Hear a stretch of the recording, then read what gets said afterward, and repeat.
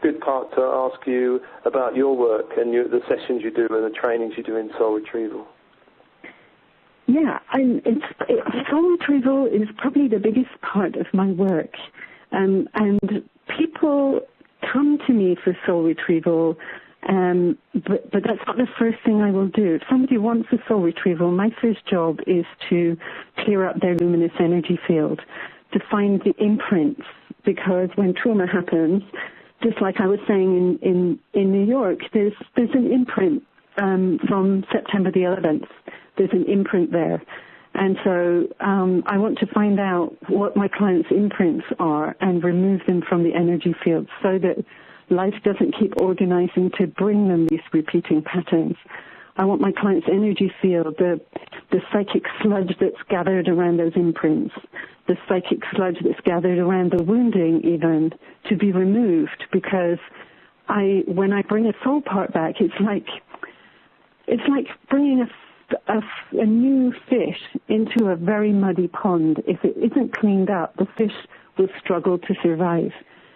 If you bring a soul part into an energy field that hasn't been cleaned of its imprints, the client is still working the old contract, the old wounds, the old, still got all the psychic sludge, then that soul part will be overwhelmed with that. I want a nice, clean energy field to put that soul part back into so that it will survive and thrive and allow my client to survive and thrive in the way that they were always meant to. So that's my first task, to do illuminations and extractions and to get the luminous energy field ready for this beautiful soul part to come back. And that can take some sessions before that's ready. And then I would often say to my clients, are you ready to have this back? Do you want to change your life actually? Because this will set your life in order, but the soul parts come back with a to-do list. Truly, some soul parts say, you have got to be joking. Look at her life. It's a mess. If I come back now, 6 months from now, she'll have forgotten all about me. She's too busy. Her life's a mess. I'm not, no. I have to negotiate as a shaman. Okay, what does my client have to do?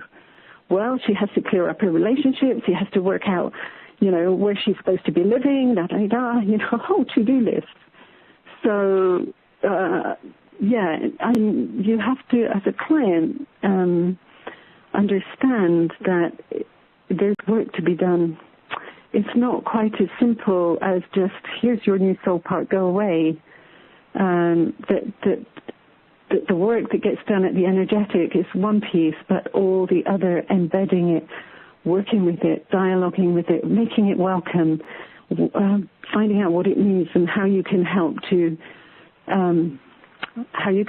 that soul part to stay and be honored and taken care of and loved. And it's a mutual thing. And it will set your life in order and allow you to step fully into your destiny. And that's, for me, the most beautiful piece about watching people shift and change their lives through this process. It's extraordinary. And how do people find you, Chris? They can phone me up. Do you want me to give my phone number? Yeah? Or website, whichever you feel. Or my website, www.lifetimes.co.uk. And it's interesting that my website is called Lifetimes. My business was called Lifetimes. And, I've lived many lifetimes and done many soul retrievals in my lifetimes. And that's what I'm here to do, I think. That's my job. I kind of live my own destiny by helping others to do that too. And sorry, go on. I'm just going to say I'm running a workshop for the Four Winds on soul retrieval in September this year. It's in Sweden. It's in a beautiful part of Sweden, about an hour outside of Stockholm, and we'll be teaching all these processes, how to deepen that piece on soul retrieval, how to get the piece, how to work with the stories, and the myths that surround soul retrieval and the stories that we live with and the cultural loss. And it's a really deep and juicy course.